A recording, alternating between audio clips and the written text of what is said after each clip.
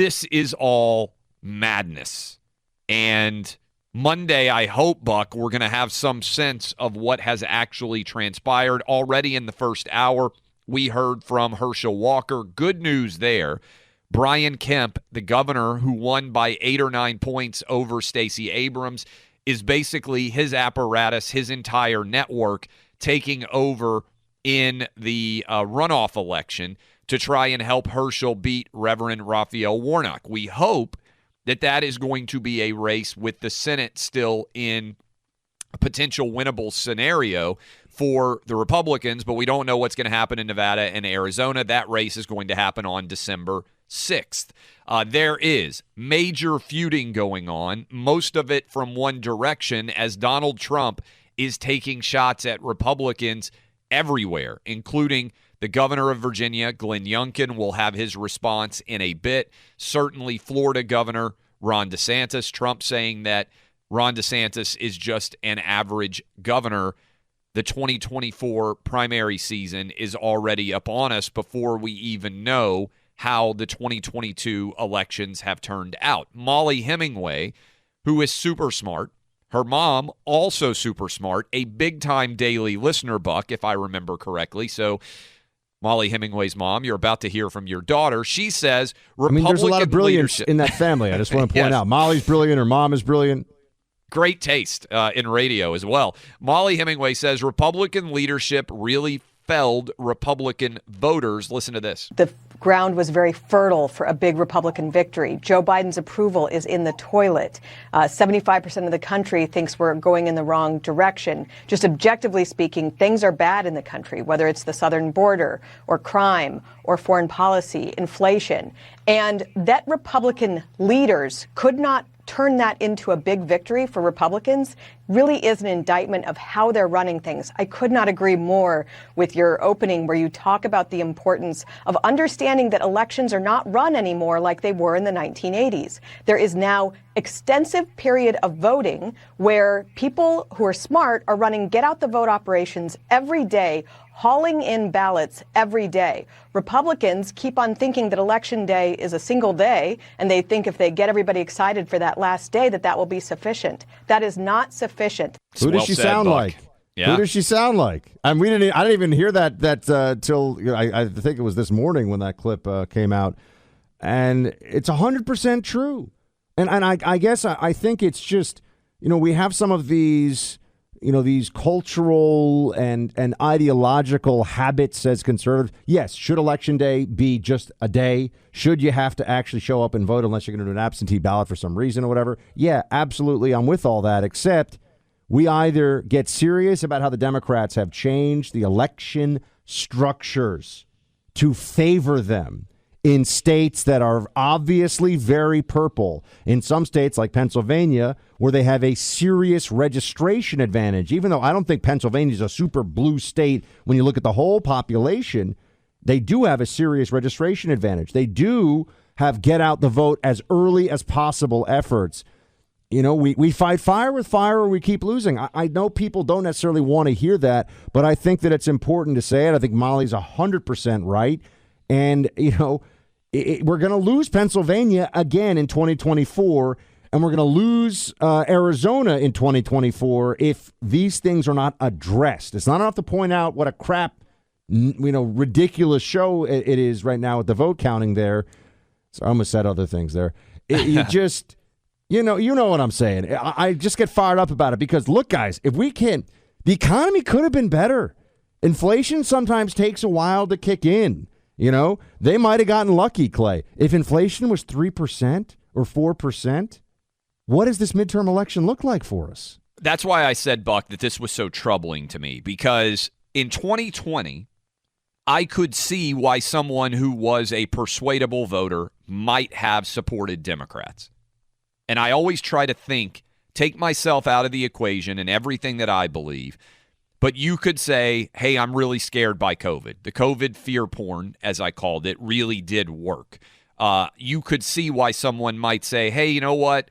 I'm just tired of Donald Trump constantly breaking things, right? It's like a bull in a china shop. And I just want to go back to normal. I don't want to have to check my phone to know what the latest crisis is. I just kind of want to go back to not really being that concerned about politics on a day-to-day basis. And you could see that and say, okay, I can see how maybe Joe Biden gets some support from independents. The fact that we didn't win a landslide, given that Joe Biden is the worst president of our lives, is a messaging failure on some level by Republicans. And Buck, what's intriguing to me as you start to look at the numbers is in many states we did see a red wave. We saw a red tsunami in Florida. There's a great piece up in the New York Times talking about why there was so much of a divergent outcome in New York, where crime overwhelmingly was the story. And Republicans picked up a lot of seats. They basically swept Long Island. And yet next door in Pennsylvania, Democrats were able to have a more successful campaign, even with a disaster of a candidate in John Fetterman, John Fetterman than they had in 20. The worst debate performance any of us have ever seen in a major political race in our ever. Yes. Ever. And he won by 4 points, not even close. So we have to face reality here, okay? We can't do this, oh, but we won, or oh, but they cheat. I got news for you. Go back to Lyndon Johnson. Democrats have been cheating longer than most of us have been alive. That's not going to change. We've got to win to the point you were making, Clay. You got to win by enough on the scoreboard that you get around whatever shenanigans are involved here. There is election cheating. People go to prison for it, as we know. So it is happening in election after election. But is an election changing? And can we get beyond whatever they're doing? Those are the questions that we have to be very, very honest and serious about. And to your point, Clay, one of the troubling data points that has come out of this is how often Democrats are very upset about a thing. Remember, folks, the Democrat Party is to give me 5 vaccine shots that don't work, double mask my kids, shut down the schools, make me mask up on planes and walking to restaurants, but not everywhere else, or walking inside of restaurants. They're okay with it. Yep. A lot of Democrats said the economy is crappy, inflation's too high, and you know what they did? They voted for Biden anyway because they don't blame him for it. A lot of Democrats say crime is too high. It is a major problem. It's true. But they don't blame their mayor or There's no consequences. There's no consequences. Here is, just to give you an example, Mayor Eric Adams, who is sitting there saying, New York City cops don't think New York politicians have their back. Play 24. Does a New York City cop feel like the politicians in New York have their backs? No, they don't for the most part, but they know their mayor. He has their back. What needs to be done, though, so cops feel like New York City officials have their back? Well, it's a combination of things, making sure they have the tools and the equipment that they deserve, and don't immediately attack them based on what you view on Instagram or social media, because that's not the reality of what's playing out in the street. First of all, he doesn't have their back. Every cop I talk to, every cop I know is like, Adams is honestly almost as bad as de Blasio, perhaps even in some ways worse than de Blasio. And there's been no change whatsoever in the way the city is really handling a lot of these major issues. But people will say crime is really bad, Clay, but I don't blame Mayor Eric Adams for it. They'll say crime is really bad in New York. I don't blame Kathy Hochul for it. I don't blame the Democrat Soros-backed prosecutors for it. Well, then what are we even doing? I mean, like, if you're not going to hold anyone accountable for problems that are under their purview that you know are really bad, but see, what I'm telling everybody is Democrats are delusional. The democracy is in peril line, which is laughable to an emotionally stable adult, did motivate them to vote. It actually works. It actually works because we've entered a post-truth society.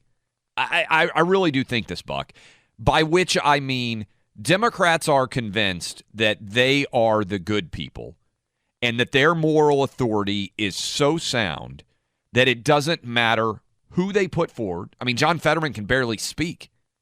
Joe Biden clearly has dementia. He can barely read off a teleprompter now. Yet, if they run Biden in 2024, a huge swath of the American public is going to go out and support him. And this is emblematic where, when I say we're in a post-truth world, I mean that the consequences of clearly bad decisions. Joe Biden made inflation far worse by embracing Democrat spending policies. The border is wide open because of Democrat choices. The crime rate, murder in particular, and violent crime in general, has skyrocketed because of anti-police rhetoric. And it's so bad that even our boy Joe Scarborough who used to laugh at the idea that crime was bad. That was him asking the question of Eric Adams, hey, how come cops don't feel like politicians have their backs? He's even seen the light on this. But if there's no consequences for failed policy decisions, then there is no actual democracy. And this is my big thing, Buck. How could you vote Democrat given how many things Joe Biden has done and he's failed on? Yet, we are still sitting here waiting to see, and I hope we're going to, and certainly the odds reflect that we're going to take the House back. But things were so bad, yet huge numbers of Democrats still showed up to vote for Democrats, even though they're wrong on everything. And that, I think, is how things have pivoted, where it doesn't even matter. There are no consequences for politicians that are wrong about the most basic questions that are out there. And I don't know how. It's like you need to grab somebody by their shoulders and shake them. And that's why the whole Trump angle is so fascinating to me, Buck. And we're going to open up phone lines, by the way, for you guys, 800-282-2882, because there are a lot of people that are convinced he's Hitler. Those people are going to show up and vote against Donald Trump if he's the nominee in 2024, no matter what, right? They're not going to suddenly say, oh, you know what? Trump was really good on trade. Trump was really good for the economy. He was right Trump about really China. He was right about almost everything. I really do believe Trump. But is he such a lightning rod that they have managed to brand him to such an extent? And I know there are people out there saying right now, listening to me, saying, hey, I'm not going to show up and vote for Republicans if Trump's not the nominee. I understand that too. But what's the calculus there? How much do you gain versus how much you lose? I think that it's, and I saw this. I was in a unique position at the time because I was doing, I was working at the Blaze. I'm trying to remember my history here, doing talk radio from the right, but also at CNN as a contributor on politics when they used to have conservatives on CNN, right? I was there. Kelly McEnany was there. I mean, there's people, they used to be able to, not anymore, obviously. And Clay, what I saw was Trump in 2016 caught them by surprise. The Democrat apparatus thought something else that no one's been talking about. Democrats put money behind people that they thought were bad candidates on the Republican side. And folks, I hate to say it, in a number of cases, they were right. It was almost a good all bet. of them, they worked. It was they right. They put forward bad candidates. Let me put it this way. Yeah, but you're right, 100% about that. Buck, here's the way that I would say it for people out there who maybe you don't get involved in tactics that much. If you are involved in a game and the opposing team has a better scheme than you, let's say they're running the spread offense and you're still running the wing T, right? You're handing off every play and they're throwing the ball 50 yards downfield. I have no idea what's going on, but vaguely, sure, yes. At some point, you have to adopt the tactics of your opponent if they have a better game plan. That I understand. I understand. And I think a lot of people in our audience don't understand that Democrats right now have superior tactics when it comes to getting votes in for their candidates, such that the candidate quality doesn't even matter. This is exactly what I'm saying. Look at that's the Fetterman phenomenon. That's what everyone have to take from this. Okay, yeah, we'll make jokes about how it's absurd, but he won, and he won by a lot because of what we're talking about here.